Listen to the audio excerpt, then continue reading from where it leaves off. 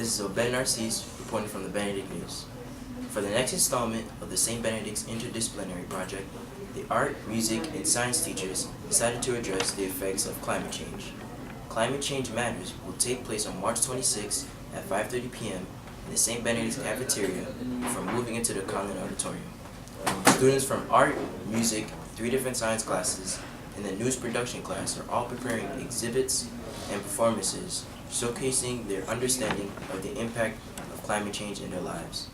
Science teacher and Dean of Faculty Michelle Tuerto and her students will demonstrate what students can do to address climate change. Mrs. Tuerto hopes the school can recycle more, especially in the cafeteria. Number one thing we can be doing here is much more recycling. For a school of our size, our recycling load should be much, much bigger than it is. So some of the projects that my class is working on, one of them that Rodney and Sam is actually doing, is getting all the classrooms and offices actually set up for paper recycling. So they have a receptacle, they know what to do with it, what goes in it, and try to get more of the stuff in the recycling stream instead of the trash stream.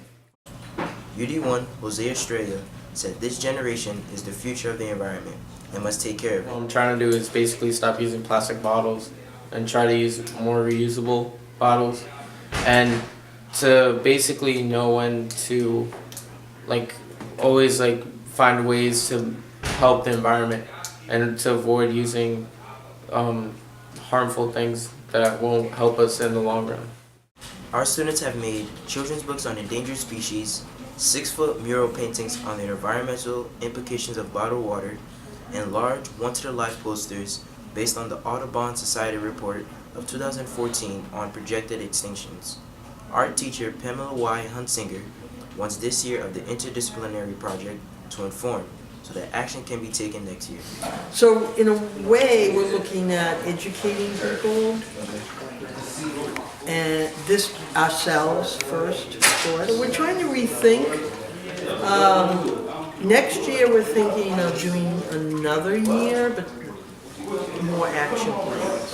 What kind of action plans? What kind of plans can we put into action? Example would be talk to the food service company and say, look, we don't want the plastic box anymore. Choir, under the direction of Music Department Chairperson Dr. Jeremy Fletcher, are performing songs associated with noted activist and environmentalist Peter Seeger, while the wind ensemble will be performing selections with environmental themed titles such as Nature's Fury, America the Beautiful, and Grand Canyon Overture. Dr. Fletcher also expects that the students come out this interdisciplinary project learning not to be a bystander. They learn not to be a bystander. Okay, so that through the music and through the discussions that we had about the music, that they kind of become aware of issues that they can kind of actively participate in, because a lot of the stuff is not something of the past, it's something of the present that still needs to be dealt with. This has been Obed Narcisse reporting from the Benedict News.